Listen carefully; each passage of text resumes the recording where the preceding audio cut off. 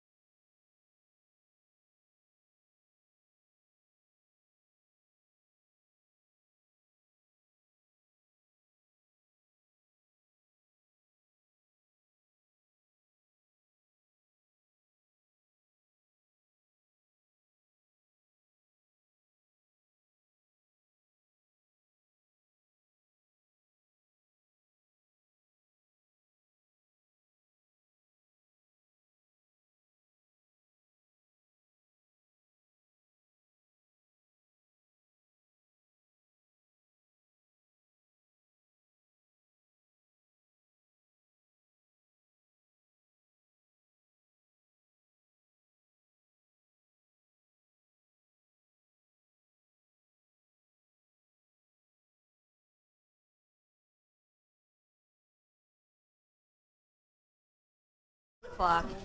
Oh my gosh, it's 7 o'clock and we have wrappers everywhere. Good evening. I'd like to call the meeting to order. I guess we're going in this order tonight, so Mr. Colavito, will you take the roll, please? Ms. Driver. Here. Ms. Genovese. Here. Mr. Herbert. Here. Ms. Linthorst. Here. Mr. Mason. Here. Mr. Resnick. Here. Mr. Sawicki. Here. Ms. Williams-Galliano. Present.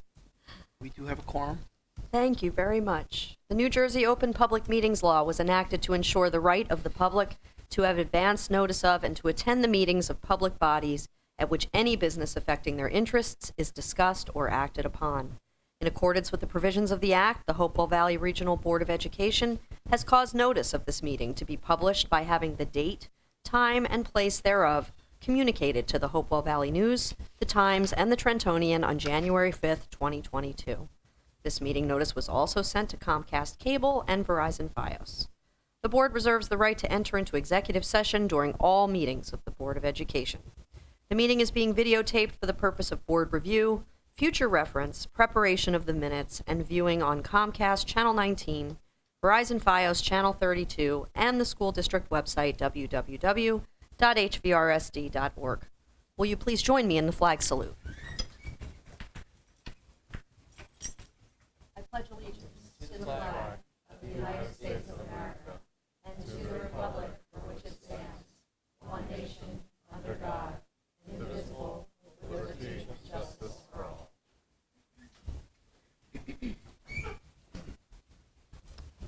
I will request a motion that the board approve the following minutes from the June 13th, 2022 meeting, special and closed session, and also the regular and closed session minutes, June 27th, 2022. So moved. Second. All in favor? Yay. Aye. Any opposed or abstaining? Motion carries. I do not have an official report for this evening, and so I will pass to Superintendent Treese. I will just say a few words. I think it probably was already on. A few words of good evening. Thank you for joining us today on a summer evening. I know that it's hard to get here in the summer for many folks.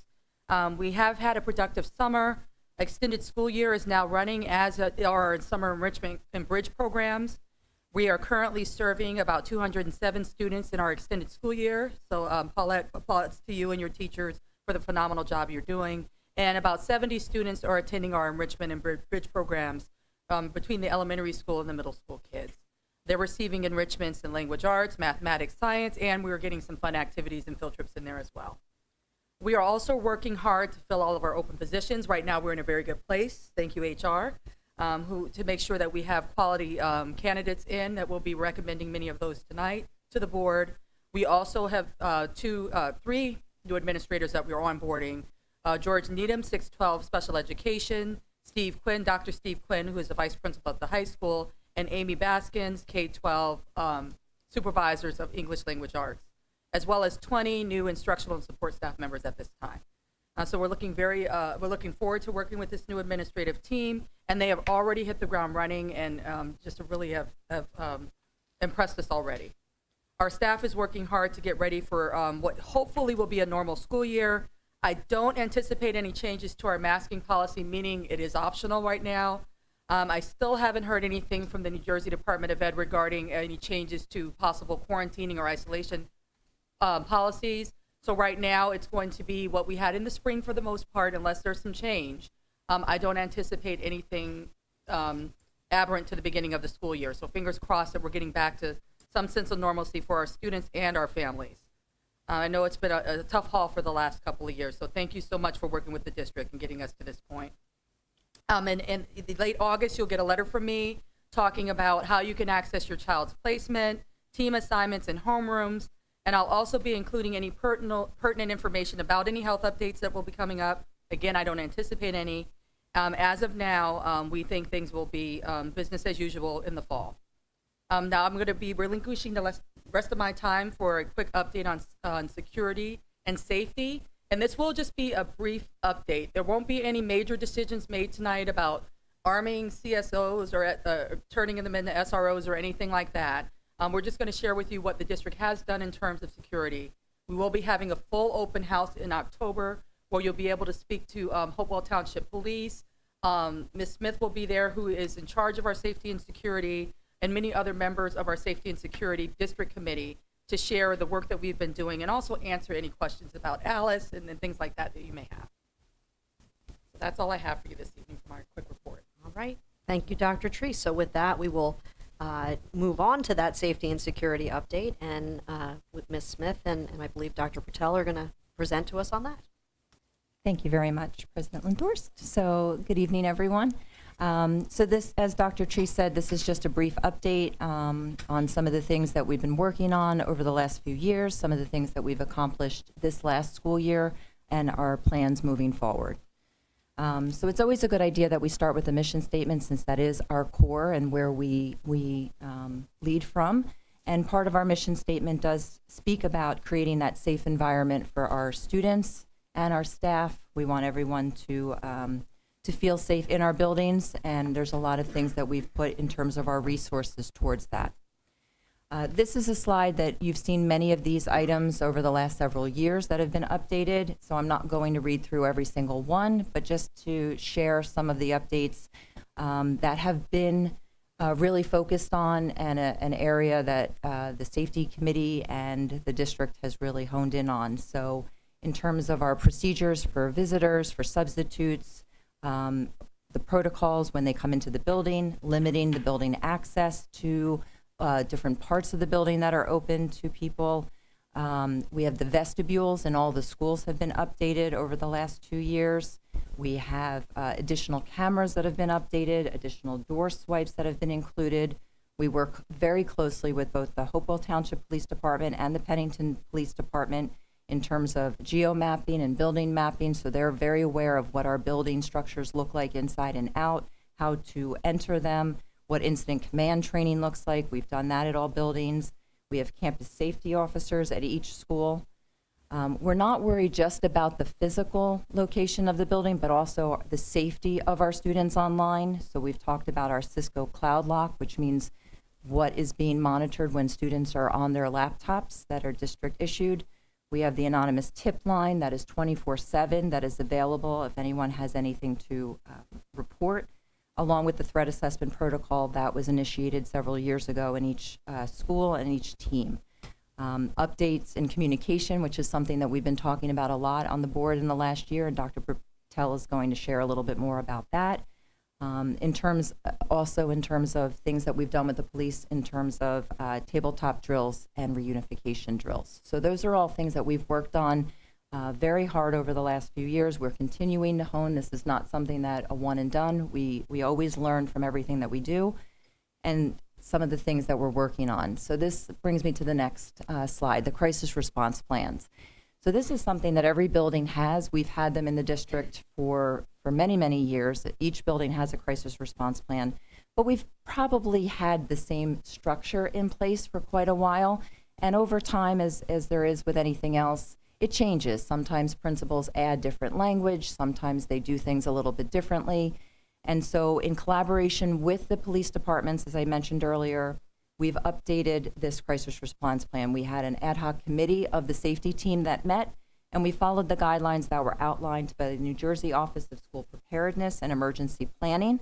There are also federal resources that we referred to, and we've made some major changes to those crisis response plans. Something I know that we talked about in the board is making sure that all the language was exactly the same at each level, and that is something that we've changed in the template.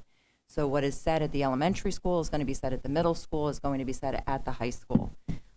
All the plans, for ease of our first responders, all the plans are going to have the same format and look the same, so the same order and how things are laid out. We've updated some internal forms, so our bomb threat that those who are close to phones will be able to use. Students who need assistance during emergencies, an emergency release form. These are all things that are now going to be the same through every building, and that every building will have access to. We've also added things to our crisis response plan. So in looking at the New Jersey Office of School Preparedness and Emergency Planning, we saw that we were lacking in some areas. So we've included loss of life, general safety protocols, things like the ID badge use, things that we knew, but we felt it was important to put in writing as well. The building and security grounds in terms of parking lots. Those are things that are often overlooked and we don't talk about. Not that we're not doing it, but we put it into practice so that every building sees it and it is there. It is something that we focus on. Making sure we have the same delivery protocols in each building, that the building keys, how they're given out, they're given back, and the parking areas, like I said. So those are some of the big things that were improved upon in the crisis response plans for this year. We've talked about ALICE training before. This is really just the way that we provide the state-required options-based approach to emergency situations. So the state requires there to be an operation an options-based approach. We follow the ALICE protocols. So some of the updates that are happening, the website, the Alice website has been updated to something called Navigate 360. And they're really looking at it as a 360-degree way of safety. So they've included a lot of other things involved, but one of those things is the structure of their online training. So how we're going to be training our staff is going to look a little different than it has in the past.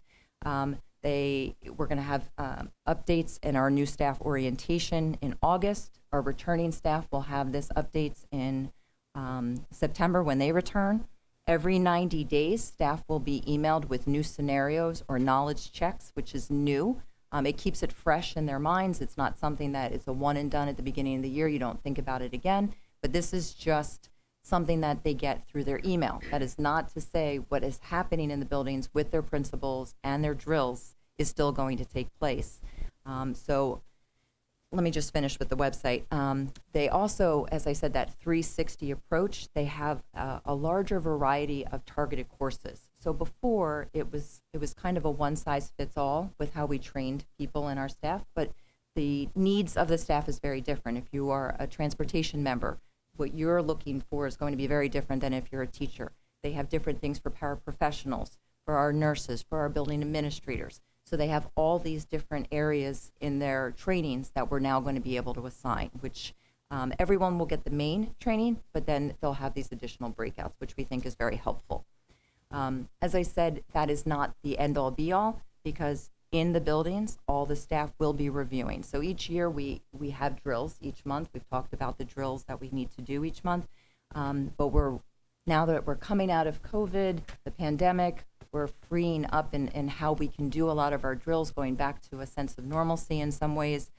This will be something that the principals are focusing on in September and October, one with the staff, but then also with the students, making sure that they're using the correct verbiage, that everyone is following through with the protocols.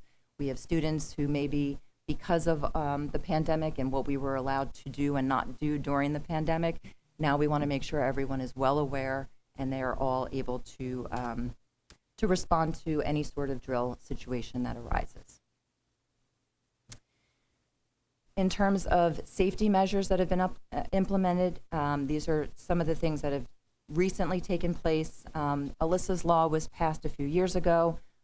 Over the last year, panic buttons have been installed in each school building.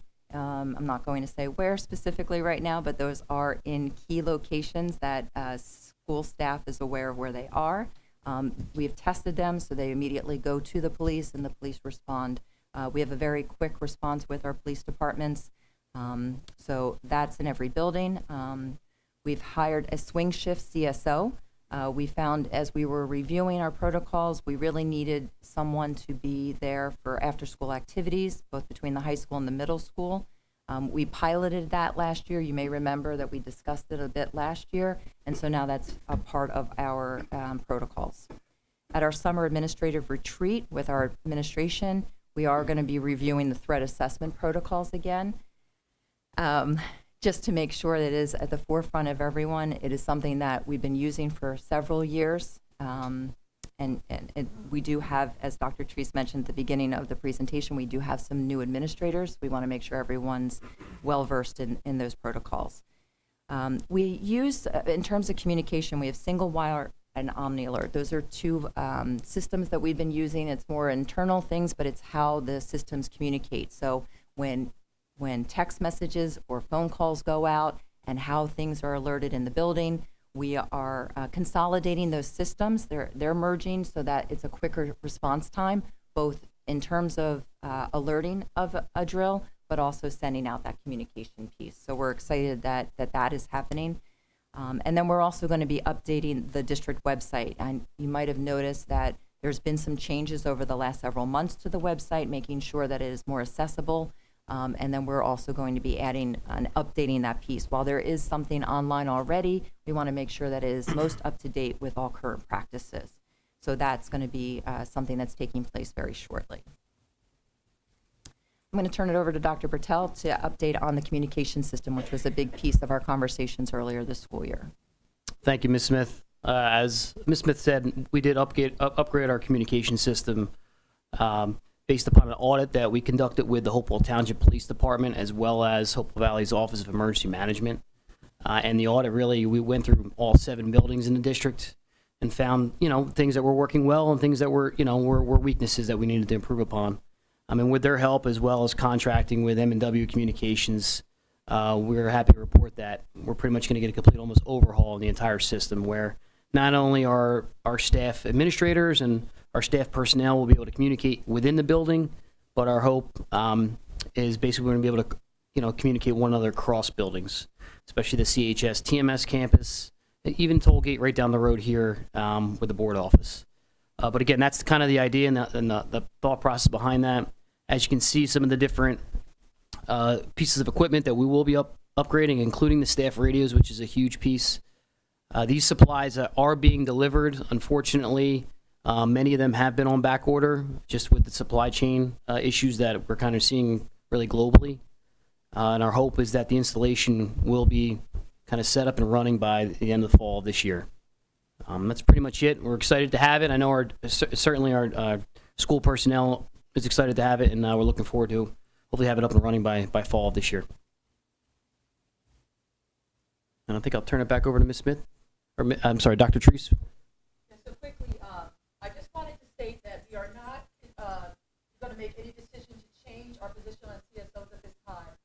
Dr. Smith and Tony Suso, who was our former person in charge of security and assistant superintendent, did an extensive search and research around this with the Hopewell Township Police and the Pennington Police Department.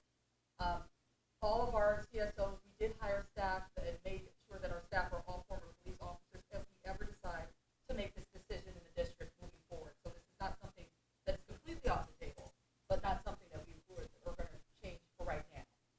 So they are all eligible to carry if we decide to move forward with that. That is something we're going to have to do in collaboration with the township, because they supply the training, they supply the firearms, I believe, right? And they share on the uniforms and all of the special equipment that they will need. So there's a sharing cost between us and the township that we would have to negotiate. And we've decided against this in the past. It was many meetings, long debates on this. But statistically, we haven't really seen evidence, especially of late, that arming school resource officers really has helped reduce injury or loss of life. Of the 133 school shootings that are documented as of last year, 23% of those were armed officers, and they actually had more casualties than the ones who were not armed officers, security officers. So we don't know that that's necessarily going to help the situation. A lot of the research now shows that preventative efforts work, because a lot of these school shooters either have had a connection with the school as they're attending it, or they were former students. So providing mental health support for those students and really having clear communication with parents and students, and getting the police to get those students help before we get to that position is really the way that we've decided to focus on it as a district. So we've added some mental health support in the past with our partnerships with Comprehensive Mental Health, and then adding another counselor this school year. So that's where we are with that for now. And again, we would never make a decision like that over the summer. That would be something that we would need to bring to the whole community and the board again if we decided to go down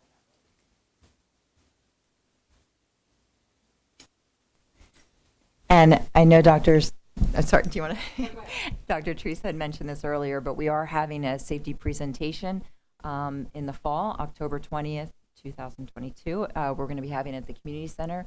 We're going to have several members there. So members from our police department, our counseling, our CST, and our campus safety officers to really talk about safety and all aspects of safety.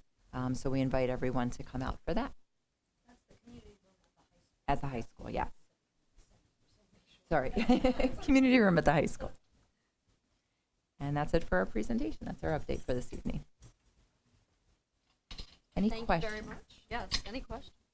Thank you. Any questions from board members? Mr. Resnick.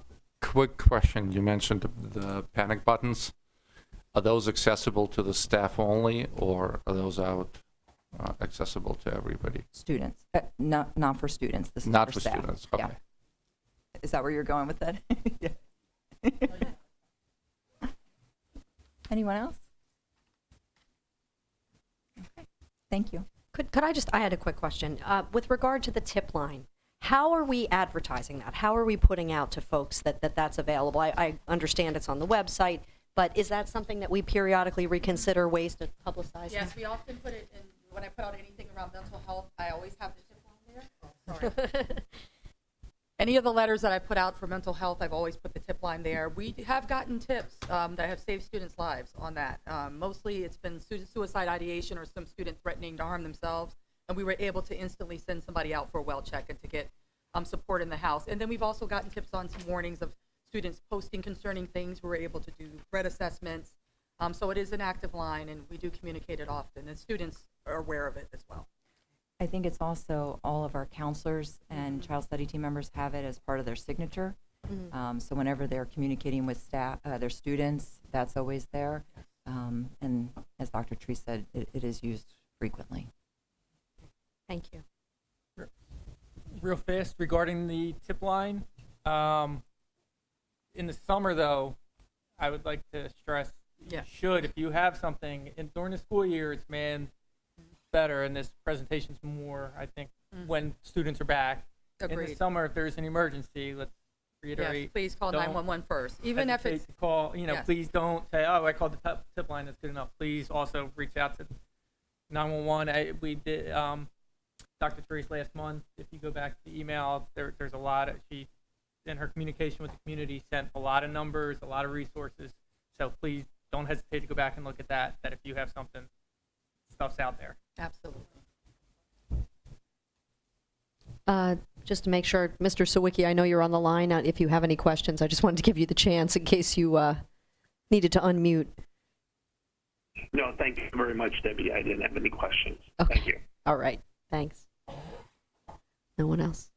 Okay. Thank you very much, Ms. Smith, Dr. Patel, Dr. Treese. I know, you and your team have worked very diligently to pull all this together and to make sure that, we are secure in our safety and security measures. So thank you very much. We owe a big thanks to our first responders, not just the local police, but our ambulance folks, our EMTs. They all sit on the committee, and we run drills with everyone so we can test our response time, and it's pretty good. So I have every faith that they'll get there, and they will run the command. There won't be any finger pointing. Who's running the command? Yes. Okay. Thank you very much. So with that, we will move to our first public comment session. Members of the public are invited to address the board on any matter for a maximum of 3 minutes during this portion of the meeting. You are asked to state your name, address, and municipality. In response to your comments, the Board of Education may respond or direct the superintendent to do so. The board may also opt to take the matter up at a future meeting so that the matter is researched by the district administration. Members of the public who intend to participate in public comment, we just ask that you sign in there at the podium prior to speaking. This will assist us with our record keeping. Public comment is now open.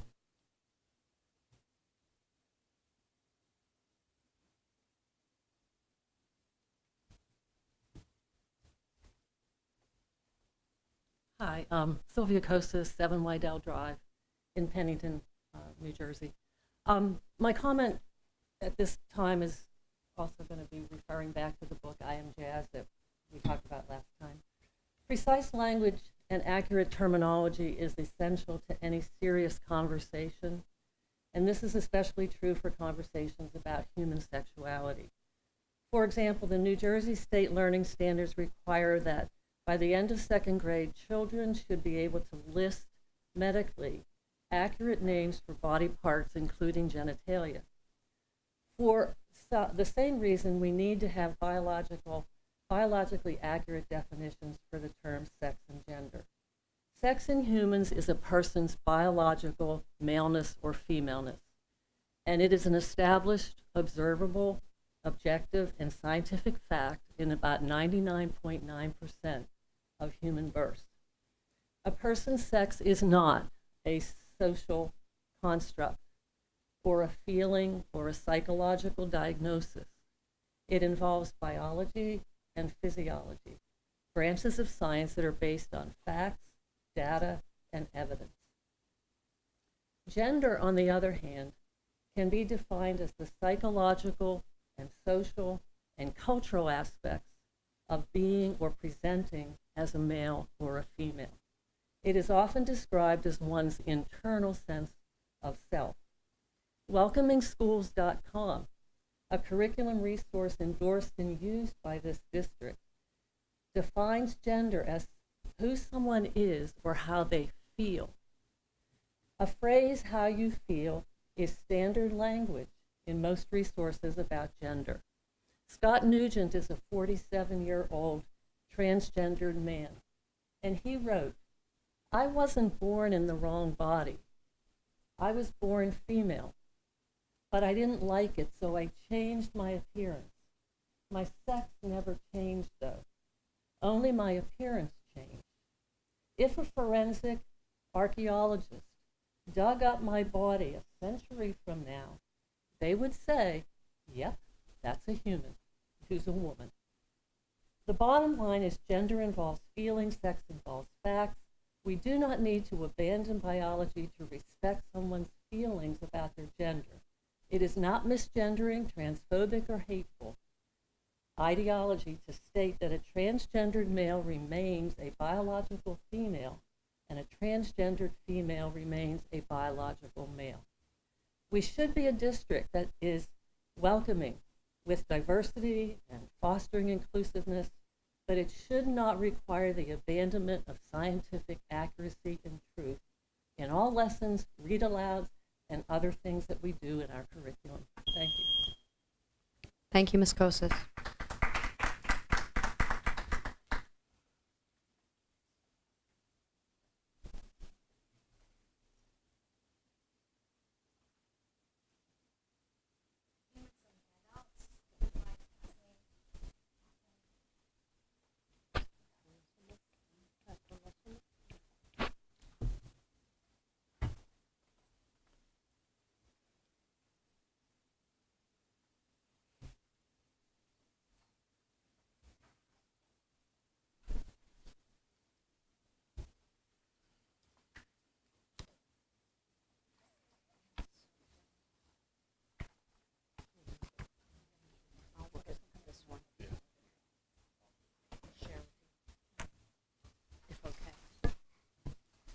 Good evening, everyone. My name's Christine Rule, and I'm on 10 Skyfield Drive in Hopewell Township. I'm here tonight with some questions about the implementation of the sex ed curriculum. During the June Board of Ed meeting, Dr. Tree stated that a lot of the information contained in the updated health standards is optional and will not be offered at Hopewell Valley schools. I'd just like some clarification on that. What about the state standard that says by the end of 8th grade, students will need to know the difference between different sexual positions? That is of concern to me, as I don't feel that's the school's place to teach that to my 13-year-old child. It is my understanding that the school is required to teach to all standards, and I read an article last week that the State Department of Education plans to penalize districts who don't teach to the standards. I've handed out a copy of that article to you tonight. Many other parents and I have been raising concerns since March, both at board meetings and privately in emails, and you continue to marginalize our voices and tell us that you will not be teaching this sensitive material. You say this, but you have not shown us what you do plan to teach. Yet you have this idea to arm security officers in the school, and you're already planning a large open public meeting in October. Why not have an open public meeting about the sex ed standards so that parents and community members can have their concerns addressed outside of a 3-minute comment? I have a list of a few questions. First being, can you please let us know who will be writing this curriculum over the summer, and what is the process for approval? Will the board need to approve it? Will there be another committee approving it? Will any third-party sex education advocacy groups be consulted on curriculum writing or on writing lesson plans? Will there be any chance for parental or community input, as I have suggested at past meetings? Dr. Treese, you have said a few times that the school did not promote amaze.org. You maintain that the consulting group Welcoming Schools promoted amaze.org, but Mr. Lewin, who is the health supervisor at our school district, did send this website out as a resource for parents in an email to 4th grade elementary school parents. I included that in my packet. I bring up Amaze again because honestly can't believe that this website is still in service. To me, it's promoting child pornography, and I've included a picture from their website, which I apologize in advance that I had to give to you, but I just need to drive this point home. You guys keep kind of marginalizing my concerns and saying we're not doing this, but I'm showing you now what's on the website. I am aware that I can opt out of the sex ed portion, but I know that children talk and will hear about it through friends who were in class if they weren't there. So my hope is that you will start to address our concerns in a more meaningful manner rather than say we're not offering that here. Thank you. Thank you, Ms. Rule.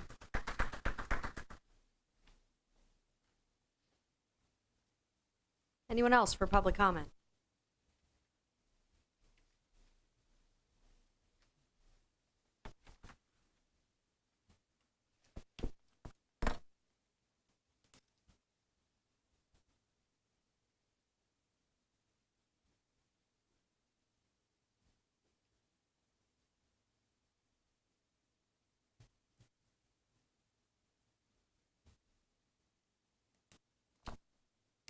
Good evening. Kim Johnson, Hopewell Township.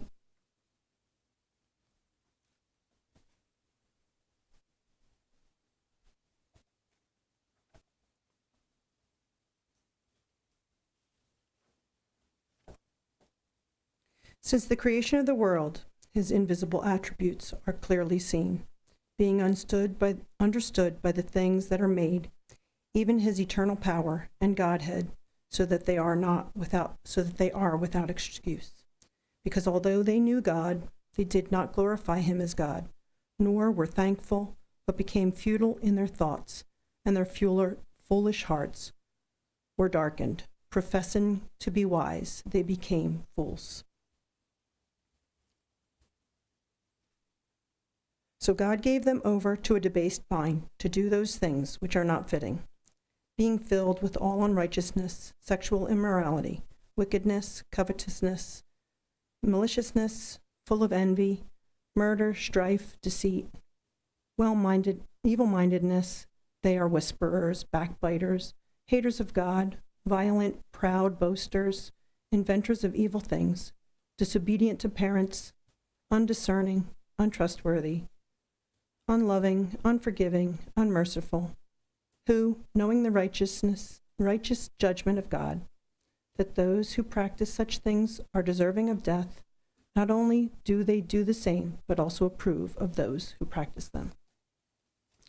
It's just a bit of the Word of God for tonight. I'm reading from a diversity versus deception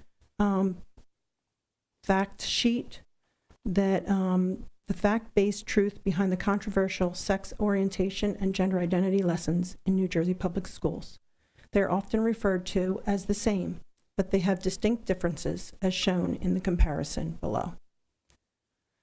The learning standards for health and physical education were approved by the governor-appointed State Board of Education by an 8-4 vote on June 3rd of 2020.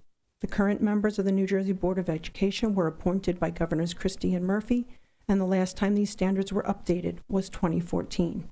The New Jersey legislature did not vote on these learning standards.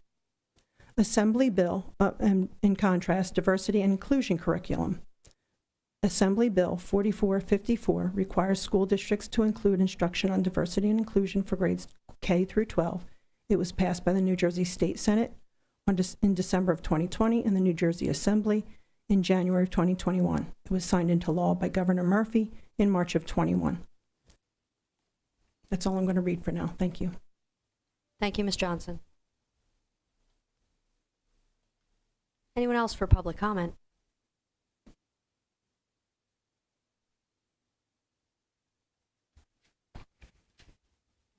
Dr. Treese, if you would care to respond.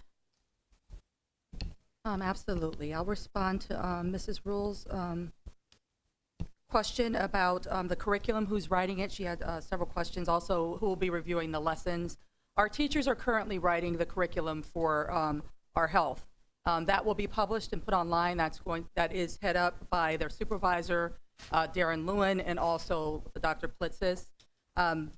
There will be no drastic changes to the way we teach sexual health and reproductive health for our students. Again, that will be advertised. We will not be teaching sexual positions, how to have sex at 8th grade level and middle school level. We don't currently do that. We do not anticipate making any changes to that. My teachers aren't interested in teaching that to your children. That's something that parents need to have those conversations with their children. At the high school, there is talk about sexuality, and again, any conversations about reproductive health, whether it's what's going to happen to your body with your sex assigned at birth body, what's going to happen, what could you expect with those changes. Parents are alerted ahead of time about those discussions, and they can opt their children out. Some parents prefer us not to do that, and they have those conversations at home. The same happens at the middle school when they have any of those conversations about reproductive health or contraceptives. And then at the high school, when they talk about sexuality, we have high tops come in, and they're trained by a group that do a curriculum with the students about sexuality and safety, and they talk about abstinence and all those things as well. But if you don't want your children to participate in that, you also make those decisions. There will be no changes. We're not teaching pornography to your children. That is not something that we are going to change. We have invited, based on your suggestion, Mrs. Rule, any parents who want to be involved with helping to screen some of those lessons that we're going to be having with the health curriculum through our DEI committee. So please reach out to your principals if you want to be involved in that. As a parent or a caregiver, we are welcoming that participation as well. But the curriculum is written by our teachers, and it's really not changing vastly. It's just realigning to these new standards. I don't know why they put some of these sexuality standards in for the younger kids. We have complained to the State Department of Ed. They are reviewing that. But again, they were in brackets and they're saying it's up to us. Well, we're not adopting that. So that's not what they're referring to in this article. Those things that were in bracketed were optional for the district. It's not optional for this district. We're not interested in doing those lessons. So I think I covered all that. And again, Amaze was a parent resource. And again, we will not be passing that along anymore to parents to use. Because I don't want parents to sit kids down and they pull up one of these videos, which I shared in previous presentations. Thank you, Dr. Treese. And with that, public comment is closed. Under items of old business, I just wanted to bring it to everyone's attention that we are coming up against the deadline to file if anyone is interested in being a board member and running and having their name on the ballot in the November 8, 2022 election. We have 3 seats open, 2 for Hopewell Township and 1 for Hopewell Borough. We have reviewed this at prior meetings, and if you would like to read the information in detail, it is listed on the board agenda tonight under the old business section. But we'll remind you again, the deadline is 4 p.m., July 25th, so next week coming up. Items on consent. I will request a motion that the board approve the consent agenda items that have been marked by an asterisk. Motion. Second. Any further discussion? All in favor? Aye. Any opposed? Aye. Any opposed or abstaining? Motion carries. We will request a finance and facilities report from from Mr. Herbert. Oh my goodness. Okay, thanks. Okay, so Finance and Facilities Committee met on July 11th. That was last Monday. Not a whole lot of major things, but a lot of projects. Tennis courts are moving along well, should be ready to go in the middle of August. And there is just a whole lot of HVAC and boiler work ongoing. The work at TMS and Bear Tavern is on schedule, and things are progressing there. Stony Brook, we're still finding some issues from the original construction as they go through and do work there, so costs on that might be increasing a little bit. And then doing additional work at both Tollgate and Bear Tavern on air conditioners and heat pumps. And kind of the long and short of all this is that, you know, we're doing a lot of projects and spending a lot of money on this stuff, and we have to kind of now re-up our plan for the next, the 5-year plan that we kind of use going into this budget season. And so, you know, it's just going to be a big balance of what do we spend our money on, and what can we do ourselves, and what do we have to pay someone for, and how can we save money and get it done properly. One potential good news is there may be a program coming out from the state which would potentially give us some grant money for some of these projects. Normally, these types of projects need to be funded because of the cost of them, either through ongoing operation money or through a referendum. But there is a possibility that they'll come back with a grant program where the state will pay 40% for certain projects. So we're trying to get all that ready. Mr. Colavito and Quinn working through sort of putting things together so that if that comes to pass, we'll be ready to jump in and grab some funds for that. Yeah, the key is to be what they call shovel ready. If grant monies do come out, the more projects you have planned out, you know, ready to just everything but implementation. When that money comes out, you can be the first to grab it. So that's what we're hoping to do. We're trying to value engineer as many projects as we can. We may not be able to go with the Cadillac model or even the Chevy model. We may have to go with just replacing like in kind instead of trying to become more energy efficient at this point. But Tom's major goal is to make sure all the buildings have heat. Air conditioning is, you know, I hate to say it, it's considered a luxury, but we know now it's become expected. But heat has to come first. We can't get through the winter without heat. So that's where he's focusing right now, getting the heat ready for the fall. That's it. Thank you to you both. Does anybody have any questions for Bill or for Bob? Okay, we'll say thank you, and we will request a report from Mr. Mason, Community Relations. Oh, I'm sorry. I skipped personnel. I went ahead. Sorry. Personnel, and I believe Ms. Smith is giving the report this evening. Thank you. So we had a quick meeting earlier this evening for our personnel appointments. We are just finishing up hiring, as Dr. Treese had mentioned earlier, just the last few open positions. We have some staff who have attained their advanced degrees, and we had some adjustments to salaries. And in terms of our ECA appointments, our fall coaches have been appointed. That was pretty much the meat of our agenda.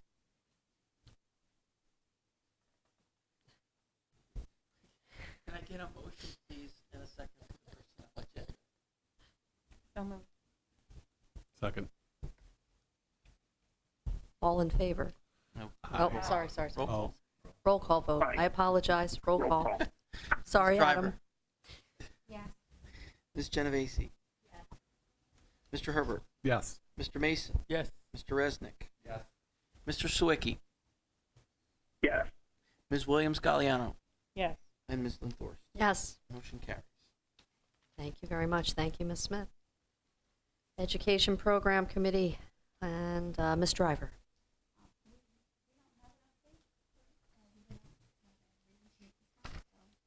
Okay, so we're all good. All items are on consent. Yep. Yes, thank you. Community Relations and Mr. Mason, please. Yeah, we had a short meeting tonight before the board meeting. Pretty much the main thing, just be on the lookout. Dr. Treese is going to be sending out a communication, just an update, start to get ready for the new year coming up. Just be on the lookout for it. Lots of good info that she always puts out in the communications. Thank you. SEL Committee, Ms. Williams-Galliano. No meeting this month, no update. Okay, thank you. It's summertime. Sorry. Oh, yes. And we have policy. Mr. Sawicki. Yes. Can I have a motion to move the items up for first reading, please? Motion. Second. Okay, thank you. Let's see. So we have 3 items up for first reading. The first is Regulation 2460.30, additional compensatory special education and related services.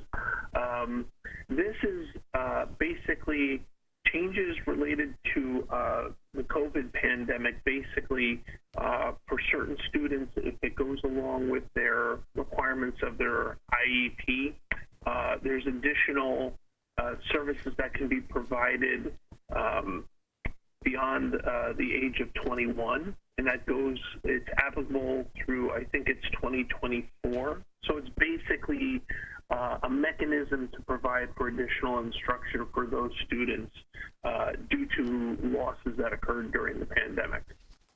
Okay. The second is policy 3233 related to political activities. This we reviewed and compared to what our policy service had stated. We in policy committee had amended this to make it clear that it applies to both our teaching staff as well as our support staff.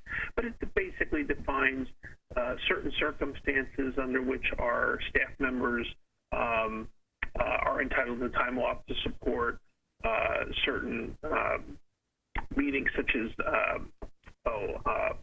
county commissioner meetings, things of that nature. And then the third is policy 2415, Every Child Succeeds Act, and that's basically state mandated changes to ensure we're still compliant. So those are the three, and just have a voice vote. Policy is recommending these policies be approved, so just a voice vote for this time. Thank you. All in favor? Aye. Any opposed? Aye. Or abstaining? Motion carries. Okay. Can I have a motion to approve the policy up for second reading, please? Second. Okay, this is policy 9560, administration of school surveys. We discussed this last month. No changes since that time. So policy committee is recommending this be approved, and this would be roll call. Thank you. Questions? Any further questions for Mr. Sawicki on that one? Okay. Mr. Herbert, Yes. Mr. Mason, Yes. Mr. Resnick. Yep. Mr. Sawicki, Yes. Ms. Williams-Galliano, Yes. Ms. Driver, Yes. Ms. Genovese, Ms. Lindhorst. Yes. Motion carries. Thank you. Thank you, Mr. Sawicki. Okay, and beyond that, in a little bit of collaborative work, Bill, in addition to the other finance and facilities work we discussed, we did bring up the policy and regulation related to the use of our school facilities, and we had a discussion about that. And the follow-on action was for Bob and Tom Quinn to go ahead and review the fee schedules and ensure we were, they were adequate to meet our needs. The overall response from Bob was that the current fee schedule still looked applicable and good. So I believe basically we'll be looking at bringing that forward again in the near future for second reading. And that's all I have. So thank you, Debbie. Thank you, Adam. We will move to the review of board calendars, and I don't hold, no, we do have some July meetings coming up still, do we not? Yes, but we're already scheduled. So really, we're looking into August at this point. So let's begin with finance and facilities, please.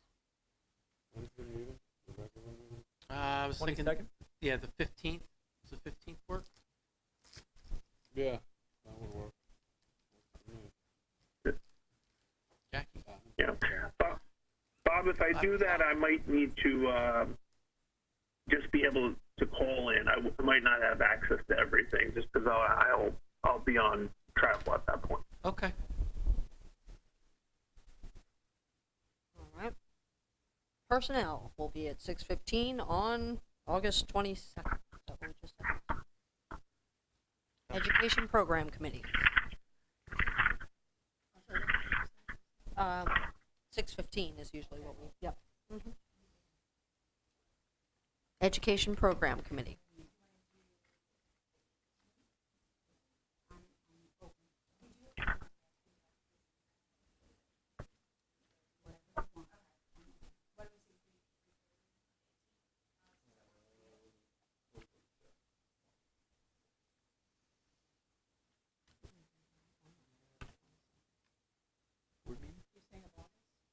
that's our administrative retreat.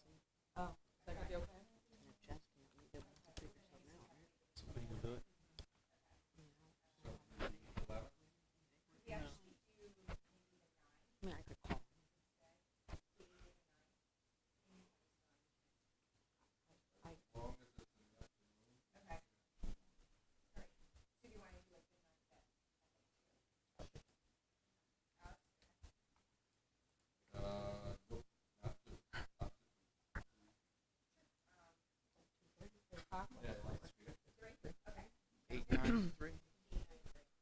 Going once, going twice.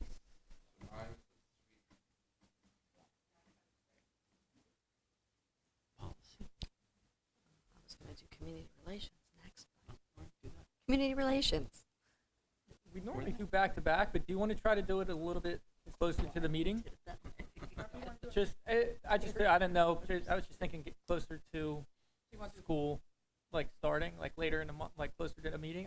If not, I can do the 9th. I just didn't know if we'd have more of a chance of. I know it's become somewhat automatic, but are we doing a Hopewell Express for September 1st? Do we want to maybe do a little more brainstorming on that one this time? I don't know. Yeah. So it's up to you. We can do it on the 8th or the 9th, or we can push it later. Let's do the. Obviously, if something else came up, we can always do a quick meeting. So we'll do the back to back like we normally do. So you want it at 4 or 2? Before or after? Take time. What works better for you? Either one. Let's do before. 2 o'clock. All right. SEL committee. Next week.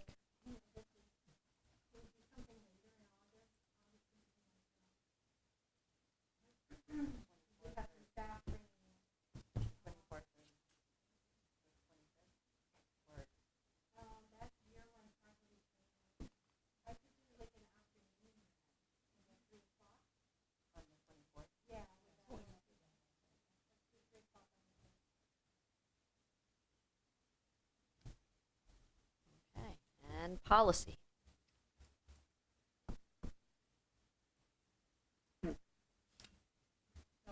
Rosetta, what day works for you for that? Well, Friday seems to be working for most people's schedule, right? Yeah. And I don't mind Okay. it because we're Zooming, so it doesn't matter to me. You want to do that on, what are we thinking, the 12th or of that week? That same week? Or 12 works.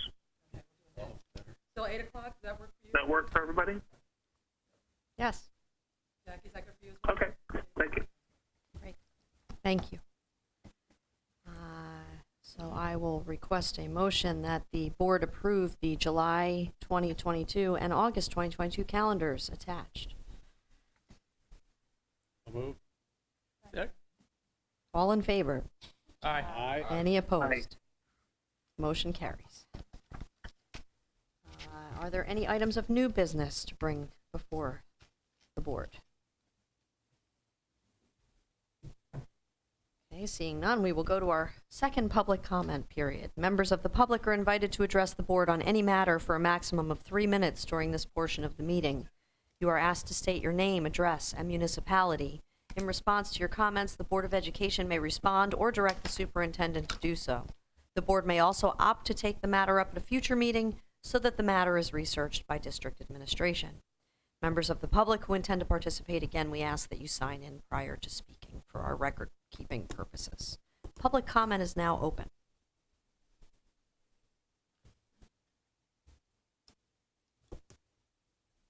Hi, Sylvia Kosas, 7 Wydell Drive, Pennington, New Jersey. My prior comments were relating to the book I Am Jazz, which was read as a read aloud at Tollgate Grammar School this May. Not part of the health and wellness curriculum, but read for inclusion, diversity, and equity, which I understand. I Am Jazz is the story of Jared Jennings, who was diagnosed with gender dysphoria.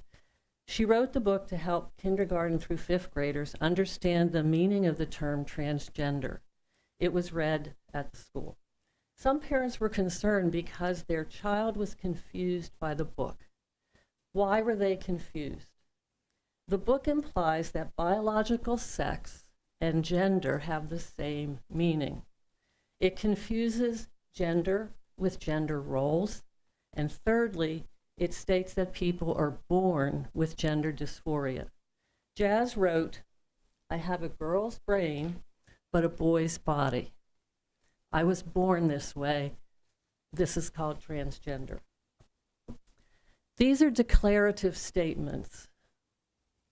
They are scientifically incorrect or based on inconclusive evidence. It is biologically irresponsible to suggest that a boy's body, made of cells with XY chromosomes, might have a girl's brain with XX chromosomes. I want you to imagine a teacher reading aloud to foster empathy and inclusion and acceptance of a neurodiverse boy. And a page in the middle of the book declares, "I am neurodiverse because I got vaccines. I'm autistic. Vaccines cause my autism." Anti-vaxxer groups probably would be delighted, but many in our community might argue that there is sparse scientific evidence for a biological connection between autism and vaccines. The book could cause great confusion for a third grader whose parents just got them a COVID-19 shot.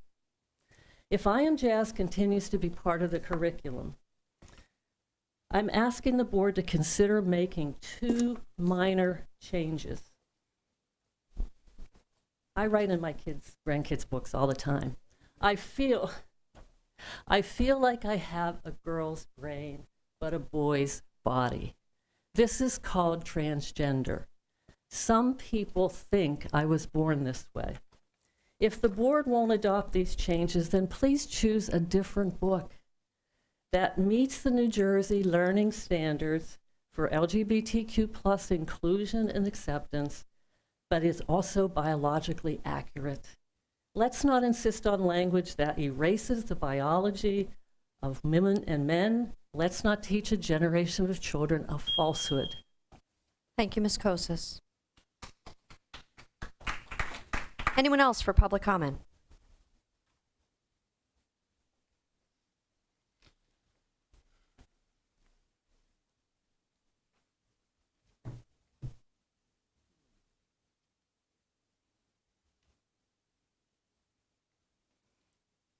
Hi, Christine Rule, Hopewell Township. I have a couple of follow-up questions. Thank you for addressing some of my concerns.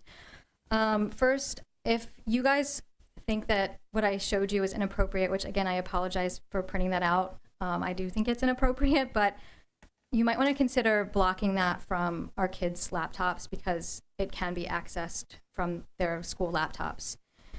The other thing I was wondering is when you say you don't have to teach what's in the brackets, what do you mean by that? What's a bracket? And lastly, I just want to say that I feel like I kind of keep going around in circles with how my voice can be heard with some feedback and input before the lessons are actually, in place. You just mentioned that each individual school has their own DEI committee and they will be giving feedback and input. And I did ask to be put on both my elementary and middle school committees. And my elementary school teacher said, sure, no problem. I happened to be out of town at the last meeting, but the middle school said they didn't have any parents and they weren't meeting over the summer. So when are they going to be reviewing it? And then the curriculum director said that the DEI district committee was going to be reviewing it. So I'm just wondering if you could clarify, what's happening, because I still feel a little confused. Thank you. Thank you, Ms. Rule. Anyone else for public comment? Yes.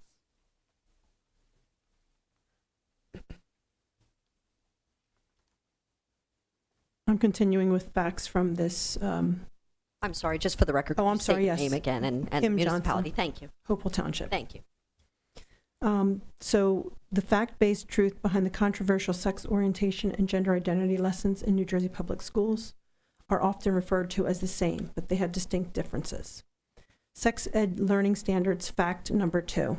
Public comments in support or opposition to these proposed learning standards before their approval took place on December 4th, 2019, January 8th, 2020, and February 5th, 2020.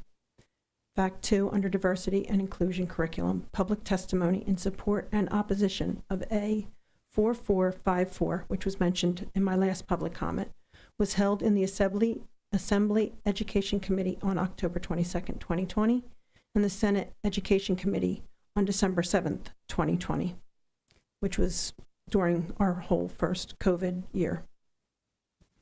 Fact number 3, during the open public comment period for sex ed learning standards, 1,011 parents, teachers, and advocates shared their views, despite the overwhelming majority of parents testifying to their objection to the increasing sexualization of children in public school curriculum.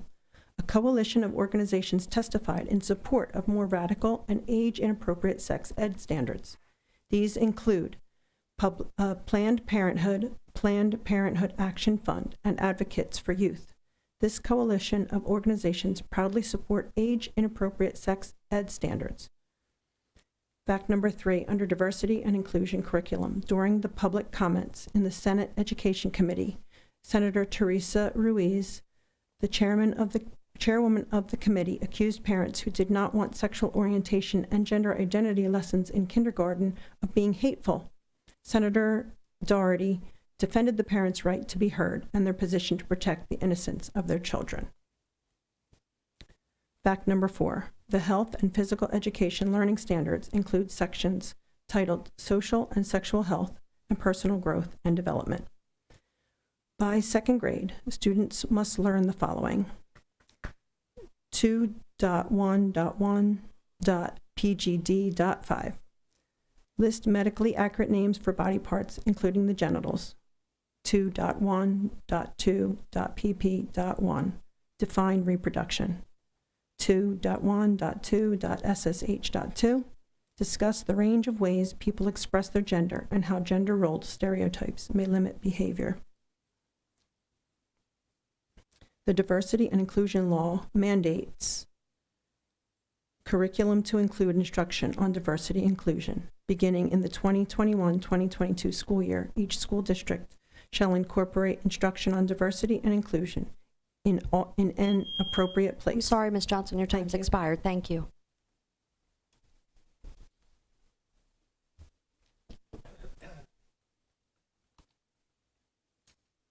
Okay. We had questions regarding I Am Jazz and how that. Amending the book, which we can't. That's the author's work. But I will agree to discuss the book with EdCom. That's what we've done when we have books that have kind of people have raised concerns about. So we will bring that to EdCom and have them look out through the book on Ms. Kosis. Ms. Rule, what I was referring to with the bracketed is when they released the new health standards, there were some in the pre-K to 5 band, some specific references to sexual acts like anal sex and that were in brackets that were in the K to 5 band. That's the part that the district is not interested in implementing.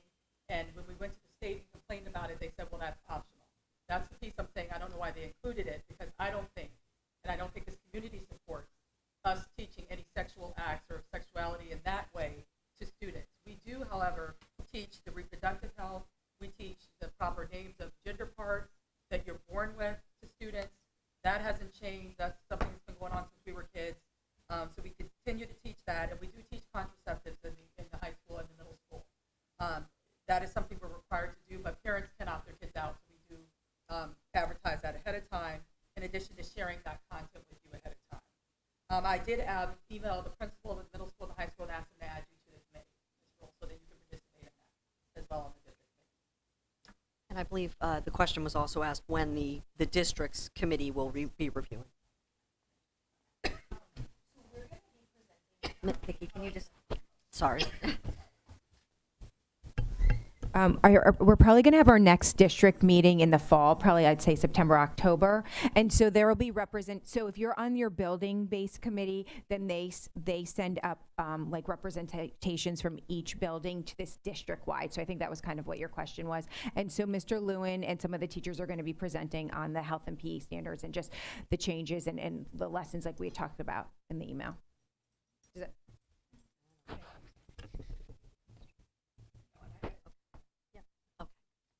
Okay, and with that, we will now close public comment. We will move into executive session. I will request a motion that the board enter into executive session to discuss the following items: the district's crisis response plans, as well as harassment, intimidation, and bullying matters, and an update on special education litigation. No action will be taken. All in favor? Aye. Any opposed? Aye. Motion carries. Okay, executive session it is.